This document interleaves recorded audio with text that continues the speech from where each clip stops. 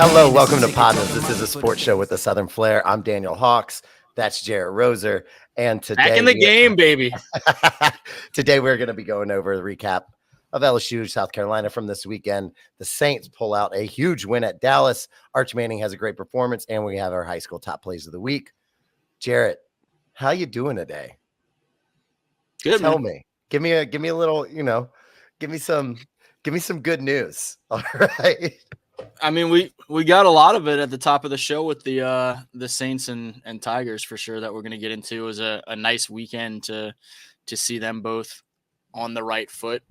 What's that? Two straight weekends now to start the NFL season that both LSU and the Saints win. So you can't feel a whole lot better. Obviously, you wish that Tech could have held on, that Tulane could have come back, all those things, but I mean, the flagship institution and the pro team both kicking us into the week on a positive note, at least. And I will just go over real quick. I did awful this week, or about 500. I was 4-3. Jarrett, you were 6-1. You hold a commanding lead on the on the pick'em. But there's weeks where you can mess up. I think I like to take a little bit more chances than you. Okay, I like to throw it out there in the world. The things that I like to wish cast a little bit more, but that's never not worked for me before. I'm trying to remember Dallas. The games. You missed okay, Dallas. Yeah. Okay. Yeah, you picked Dallas over the Saints, which now I think for the Saints, like that's 2 weeks in a row of me picking against them. I feel like I got to just do it for the team now and pick against them every week. If I'm gonna miss on all these things, like let's start using my powers for good. Yeah, your powers. Shut up. Shut up. All right, let's kick this off. LSU, South Carolina. It was a barn burner, I guess you could say. You could say that. On my quick takeaways post game, I called it a fever dream up in Columbia. It was pretty out of pocket in terms of the two teams' performances, and the officiating was just all over the damn map. It was just absolutely wild. I realized I was at a bar setting up for one of my bars up here is an Iowa bar, so we were setting up for that game at 3:30 for them, which they had problems with Troy. We're not going to touch that. But I was sitting in the corner. I was like, this is why I don't watch games out in public. This is why I don't do it. It was so stressful. Listen, I thought the defense, as I know they let 33 points go up, but outside, and I know you can't take away those big plays, but outside of those big plays, I thought they played well. And those big plays sucks, and they're a reason that South Carolina stayed in the game. And again, the defense did let up those big plays, which has been an issue last year, and it looks like it's going to be an issue this year. But yeah, outside of that, I thought everything else, there was good stuff to take away from it. And you said Brian Kelly kind of talked about that a little bit in the presser as well, right?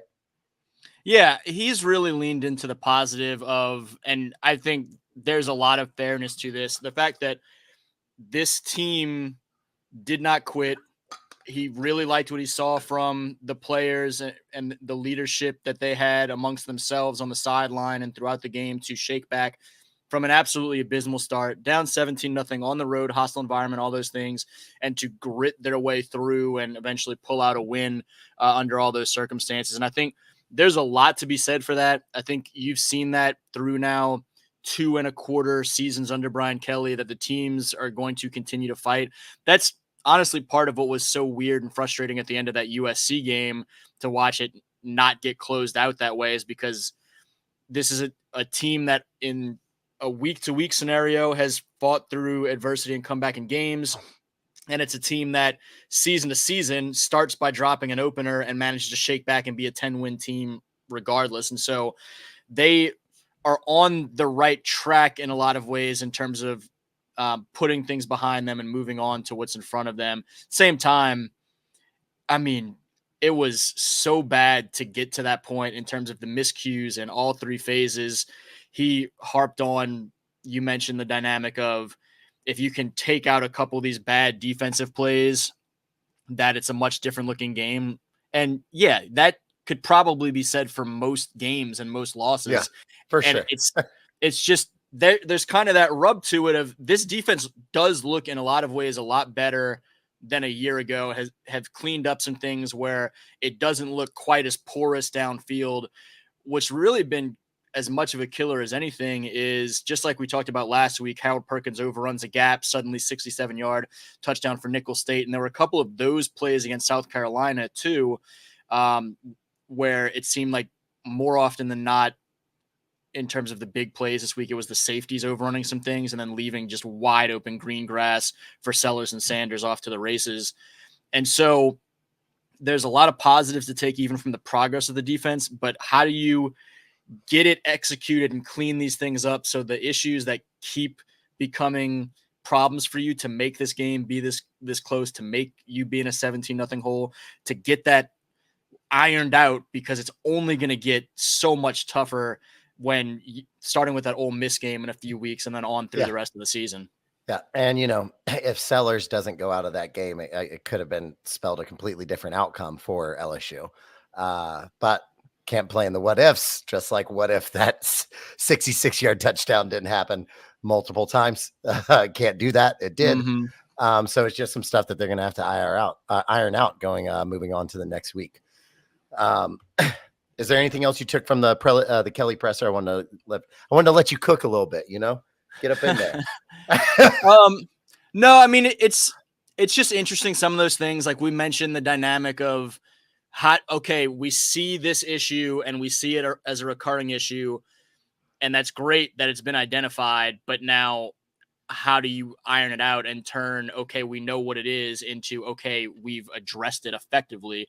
And similarly, there was a lot of conversation about, through 3 weeks of this season, how much this team has learned about itself, and particularly in the light of several new starters and new situations and 2 new coordinators on both sides of the ball, and how much of a learning experience this was for Joe Sloan and Blake Baker to be able to see those guys in that setting, on the road, SEC game, up against the wall, all those things, and to be able to learn about those guys from a personnel standpoint of maybe some adjustments that need to get made to that depth chart, as well as from a schematic and coaching standpoint of figuring out how to better position these guys, how to teach them better through the week, and also put them in better positions on Saturdays. And I think some of that is a bigger picture, similar to what we're talking about week to week with ironing out some of the run fit and whatnot. Is it's interesting to watch this team go into each of these seasons talking about how, it's still early in the season, we're still figuring ourselves out. And there's something to be said for that for any college football team. But at the same point, when you're trying to compete at a national championship level the way LSU wants to compete, it's tough to have a lot of excuses of, well, it's still early in the season, we're still trying to figure it out, sort of thing. There's a little bit more room for error now in the 12-team playoff era, but there's not a whole lot of room for that level of error in college football. And so some of that is just interesting to me to watch that be kind of the mentality in September, year in and year out right now. But I don't know. That's just bigger picture stuff. Also, on a more positive note, shout out Caden Durham with a breakout performance. I was going to say, Anderson emerging, Braden Swinson with a huge game with 3 sacks. And so seeing individuals kind of continuing to pop up in their roles is definitely a positive moving forward. But it's such a mixed bag coming out of that game, of some frustrations, but also some nice growth moments. You know what wasn't a mixed bag? What the Saints did to the Cowboys. It was absolutely lovely. I have a couple Cowboys fans up here, and I was very vocal in letting them know that their team was trash. So Saints take care of the Cowboys 44-19. It wasn't even particularly that close. Every time I looked up, Alvin Kamara was getting into the end zone. Rashid Shaheed has a big touchdown catch as well. The defense looked absolutely great. Didn't look like Dallas could really do much of anything. But we both picked Dallas in this game. That's the only thing that you got wrong last week. Like I said earlier in the show, I think I'm going to keep picking against the Saints, because you gotta go with what works for you, So, I don't know. Is this something to believe in the Saints, or is this kind of, as we see in the NFL, sometimes people can have a flash in the pan early and then fall off? And so, do you believe in the Saints team?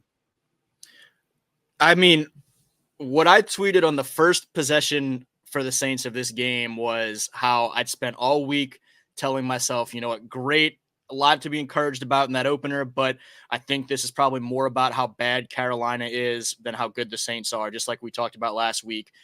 And then that first so well protected strike from Derek Carr to Chris Olave, not even a touchdown, just a big play where the protection was great. Carr was great in the pocket, delivered a great ball downfield to Olave running wide open through the secondary. My perspective, my internal dialogue immediately shifted to Super Bowl. And that was in that moment, and it continued to grow throughout the course of that game because it continued to look so good. I think for me, I look at now week 3, it's just kind of levels of, okay, Carolina's terrible. Let's see how much more we learn about this team against Dallas. Okay, Dallas clearly is a much better team than Carolina, but has its own issues. Now let's see against this Philadelphia Eagles team that has been a step ahead of Dallas for most of the last 5 years or so. And so we're just continuing to learn just how real it is. But I am fairly bought in. I'm not betting money on the Saints to go to the Super Bowl just yet, but I think what we're seeing is pretty sustainable and real to a point of I expect them to be in the playoffs and be interesting, come early 2025. There was just so much a balance, it felt like, throughout like their offensive performance, like between Kamara or, Olave and Rashid Rice. Taysom Hill did get hurt. He said he avoided a very serious chest injury. He's back in New Orleans. He did have a hospital stay after that, but it looks like he shouldn't be out too long. But the Saints team does, for all intents and purposes, 2 weeks in, they look legit and they look like they do know what they're doing. And this offense does look like it is fixed a little bit from how broken it kind of looked last year. Yeah. And I mean, we're going to talk so much about the offense, but the balance dynamic is also that the defense has been fantastic, and did it without Marshawn Lattimore. That last week too, yeah. And that's only going to help getting him back. Cam Jordan, Carl Granderson, those guys doing their work up front. Demario Davis is just ageless the way he's running around out there I think he's our age and is still playing a really high level of NFL football. The secondary, even without Lattimore, Tyrann Mathieu, I mentioned ageless. He's flying around doing his thing. Alontae Taylor, Paulson Adebo, Will Harris had some great plays to get a Dallas drive that was threatening to the end zone off the field with a couple of back-to-back plays. And so they've been great. I think we kind of expected them to be a pretty solid unit, but to watch this offensive line that all offseason was maybe the biggest question mark on the roster be as good as they've been through 2 weeks, including against a team that, may have not seemed like it on Sunday, but Micah Parsons is on that team. We didn't hear a whole lot about him in that matchup, but the offensive line has done really well. Carr just looks so comfortable and confident in year 2 with this team and under the Clint Kubiak scheme. All those guys are kind of raving about working with Coach Kubiak. And so it's been really, really encouraging right off the bat. Yeah. And also shout out to the Saints fans. Had a parade for themselves outside of Dallas Stadium. Like, shout out to everyone that was a member of that. We love you for it. All right. Yeah, I like how our friend who's been on the Louisiana vs. All Y'all channel a few times, Tyler Batiste, he now lives in Dallas, does not like the Saints. He got the hell out of the country before the Saints went out there to do that in his now town that he lives. He's in London right now. He's an Eagles fan, and I am going to be insufferable if the Saints win this game this weekend. And send the Eagles to 1-2. Oh, man. I would love that. I would absolutely love that. Hey, you can just put us on a group chat and we can do it together if you want. Yeah. All right. Next up, we want to talk about Arch Manning a little. So Arch Manning steps in for Ewers this weekend, breaks off a 67-yard touchdown run that looked beautiful. I just wanted to pose this question with you. And Ewers has played well. Do you think he gets his job back after what Arch just did? I don't know, man. Arch, and I'm not at all surprised by what Arch did. It seemed like a lot of the Twitter reaction over the weekend was shocked by seeing the athleticism he brought on top of. I think people knew to expect he's going to be a pretty good passing quarterback because of just knowing the Manning name and his uncles and everything. Right. But Arch has some wheels, has some athleticism to him. He hooped in high school for a really good Isidore Newman basketball program. And so I wasn't surprised by what he brought to the table as just an all-around playmaker at that position. I think if he comes in this past weekend, has that game, and Ewers is ready to go this week, that it's back to Quinn. He is questionable for the next game lining up. So that was the report yesterday. But yeah. And I'm expecting, and we'll see. I'm sure Quinn wants to get his tail back on the field that much more, knowing kind of the dynamic with Arch there, because if Arch goes out, does the same sort of thing against ULM this week, and then all of a sudden you've got this one SEC game before going into a bye week, do you be cautious and give him another game and let Quinn be 100%? And then all of a sudden, are you looking at 2 or 3 straight weeks where Arch could very capably look that good, even in an SEC game in 2 weeks, and it becomes if you're giving him a 2-game ramp up, versus UTSA and then versus ULM, like for a program like Texas, those are, like we kind of talked about a couple episodes ago, those are tune-up games. So you're letting this kid tune up, and we already know that he has the ability to kind of go in and do that. I think there is room to like have this quarterback controversy turn into an actual controversy in 2-3 weeks if Quinn Ewers can't come out and play. Yeah, the longer that Arch shows this as bigger than just a one Saturday sample size, the more he gets to put out there. Well, and then also Ewers comes back and throws an interception, and we're like, God, get him out! Like that's just the way fans work. Not fair, but it's not called. It's not called fairdom. It's called fandom. All right. The most popular guy in town is the backup quarterback. Absolutely. Yeah. Absolutely. Well, that's all we got for you for the main stuff. But we do, as we do on Monday, Tuesdays, we have our top high school plays of the week. This is my favorite part of the episode because I don't know what I'm about to see. Jared doesn't show me which ones he picked. We just go into this blind. So this is my first time seeing these. But again, I'm ready to see some youngsters ball out. Let's do this. And it doesn't sound like you need an injection of energy for this, but I wanted to start off with a bang and give you a Notre Dame Pios from out there in Crowley, Louisiana, under Coach Louis Cook. Give you a nice goal line run from Drew Lejeune. Ooh. Is that kid okay? Is that kid okay? Genuinely, no idea. And I don't know that the sound of that clip, which Notre Dame posted on its athletics Twitter account, I don't know that the sound fully comes through the way it does on the original video, because there's some good pop to that when Drew Lejeune lowers his shoulder and makes his way into the end zone for 6. But that, I think we've had some pretty explosive plays of guys getting loose. And when I saw that one hit my timeline, whenever it was Friday night or Saturday that I saw it, said that's going to be a nice one to kind of kick us off there with him showing some power. You got a nice pull for me. So then we have on Sunday a game I really wanted to get down to, a game that was moved because of Hurricane Francine to Nicholls State. Covenant Christian playing a bigger school in South Terrebonne. And this clip, a touchdown reception from Jaden Carter, was a big reason why I was hoping to want to get down there, because he's a fantastic junior receiver for Covenant Christian.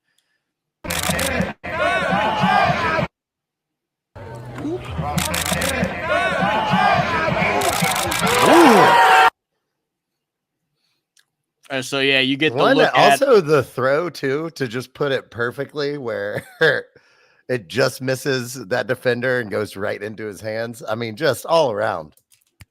Yeah, I think the throw might be from Owen Trosclair, and I have a dictionary app popping up in front of my video right now, but the timing, body control, tracking, and then straight hands from Jaden, who they call J Baby down there on the Bayou. Oh, he's a guy. Love it.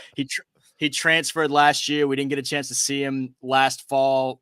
Multi-sport guy, plays basketball, runs track, those sort of things. And so to see him balling out like this fall as a junior, I think he's a big breakout candidate on a statewide and really, I mean, a regional standpoint, from a recruiting standpoint. I think Is he's a potential SEC guy. Is LHSAA still doing that stupid thing where they have to sit out a year? That's so stupid. That is so stupid. It is dumb. It is stupid. It is. I'm not going to curse because this is our high school segment, but it's stupid. We may at some point need to have a whole separate conversation about this, because I have a lot of thoughts and mixed emotions and whatnot about some of the eligibility dynamics with the LHSAA. The older I get, the more I've kind of shifted. I had this against me when I was in high school, and I switched because I had a family member get sick, and I was going way far out to St. Michael's, and I switched to U High. And it was so to give my like family a break, and it wasn't because I wanted to switch to U High and like be a bench warmer on the already stacked Glenn Davis, Garrett Temple U High team from back in the day. It wasn't because of that. I still wanted to play sports, and they were like, "Nah, sit out a year." It's like this isn't college. These kids can't stay for 5 years or go to graduate school and do this. It's very stupid to just take away a kid's like right to play. And obviously there are certain situations where maybe they shouldn't be allowed to do that because they are just trying to jump around. Whatever. I don't think that that's the majority of kids. Anyway, whatever. Let's go to the next play. That's a whole different thing. The next play is actually a clip that I got from a Saturday night game that was scheduled on 2 days' notice because of Hurricane Francine mixing up both of these teams' schedules. St. Aug goes out to Cecilia. Big win Saturday night for St. Aug, but this play from Cecilia before halftime was great. 3 of my favorite players in the state getting this thing done. Oh!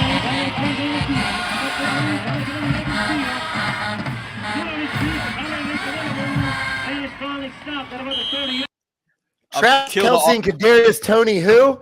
Let's go.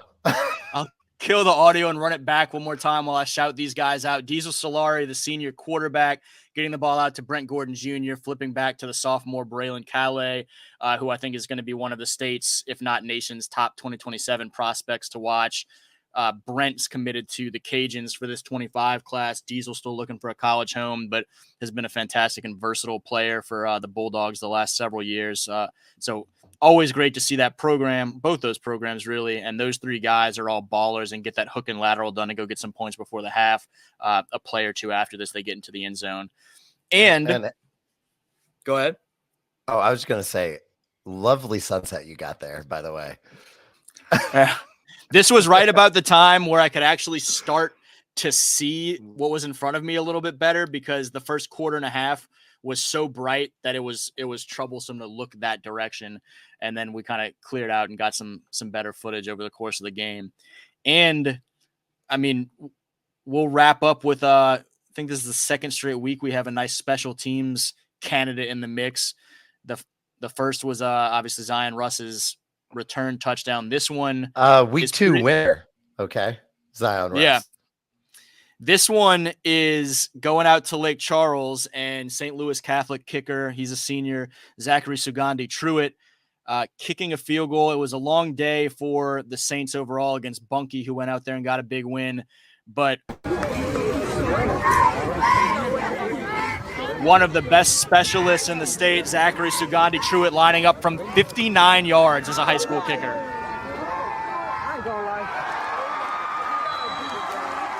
What?